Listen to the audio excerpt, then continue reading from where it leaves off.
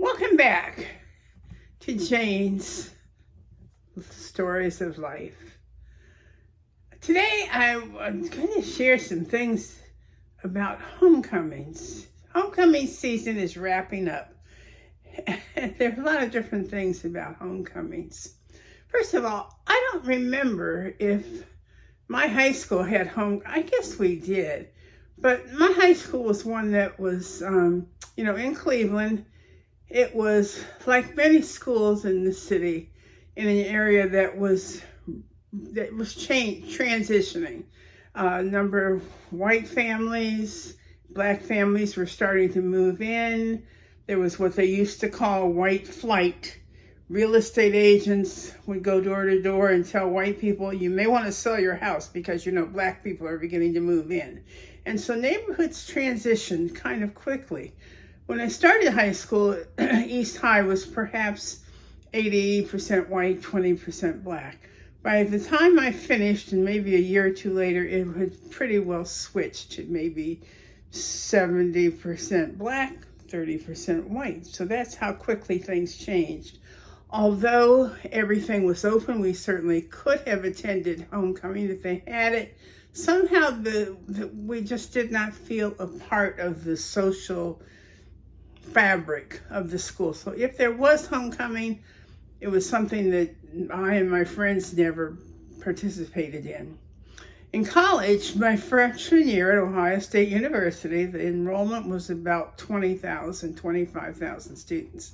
Our homecoming queen that year was Marlene Owens, the daughter of Jesse Owens, the track Olympic star that in the 30s won 4 medals for our country.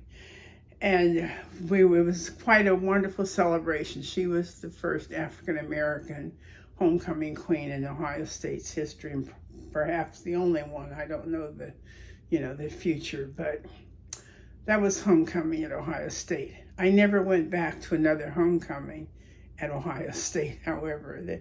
I just didn't. I went back to some Delta events celebrating our 87th chartering anniversary, and in 2019, our 100 years of being chartered on Ohio State's campus. The homecomings that were most meaningful to me, however, were those of Morgan and of our children. Some of you know Morgan told our children they could go to any college they wanted to go to, but his money was only going to an HBCU, historically black colleges and universities. And one of the things about HBCUs is that students were nurtured. For once in life, you were not in the minority. You were encouraged. There was so much cultural and social and academic support that was an important 4 years. And homecoming at those schools was like a family reunion because they were, for the most part, smaller enrollment. People knew each other from years gone by. The Greek organizations had strong ties with one another. And so those are the homecomings that I learned more about homecoming than anything else. Went to several, of course, living in Dover when we did. Homecoming was all a homecoming weekend, a week of activities. There were always lots of things to do. When John was at Winston-Salem State, we went there once for homecoming as well. The homecoming that meant the most to me was at Virginia State University. In 2013, at the National Convention, because of the National Convention, the month or two after that, I reunited with Cindy's Delta sisters. They were made in February of 1989. I had not seen them. They had lost touch. As many of you know, Cindy died in 2006. And I found her line sisters on Facebook in 2013. From that point on, we've had a wonderful relationship. And in 2014, they were going to be celebrating their 25th Deltaversary. They invited me to come to homecoming to fill in the gap for Cindy. And ever since, that was the most meaningful experience, one of the most meaningful experiences of my life. They named me Sword Mama Jane. In the years since, I have not gone back to homecoming, but each year they include me in different things. I'm wearing today the shirt that was the 2024 homecoming shirt, because they make sure that I receive something from their events each time. And so homecoming at an HBCU is like nothing else. The parade, the warmth, the love, the experience has just been a wonderful thing that I have truly enjoyed. And so even though I didn't participate in high school, I didn't go back to Ohio State's homecoming, but homecoming at Winston-Salem State, Virginia State, Delaware State have all been experiences that I will treasure.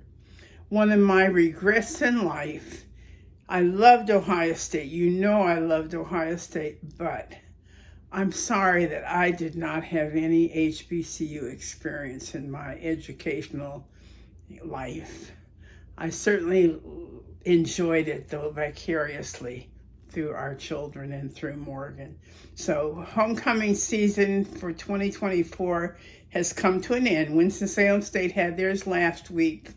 The other three were, Virginia State was, I don't remember now the date, I don't remember Delaware State's, but in each case, I looked at all the things on Facebook.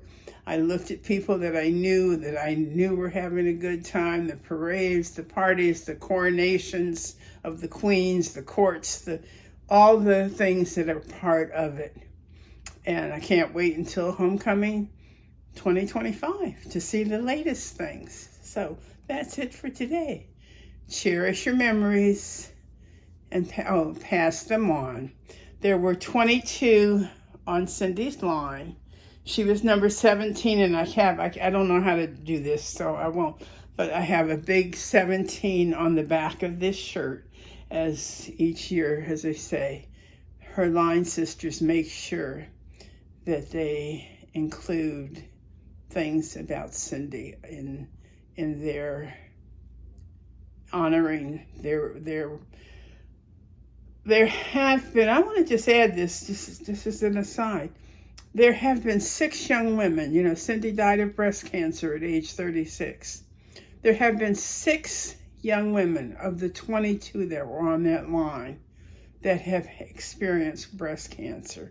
Cindy and one of her other line sisters are not survivors, but that means the other 4 are survivors, and that's a high incidence of young women. So, you know, be sure to do your breast self-exams. Be sure that you share these things with other young women, because cancer knows no age. So, that's one of my memories, though. Cherish your memories and pass them on. Bye-bye.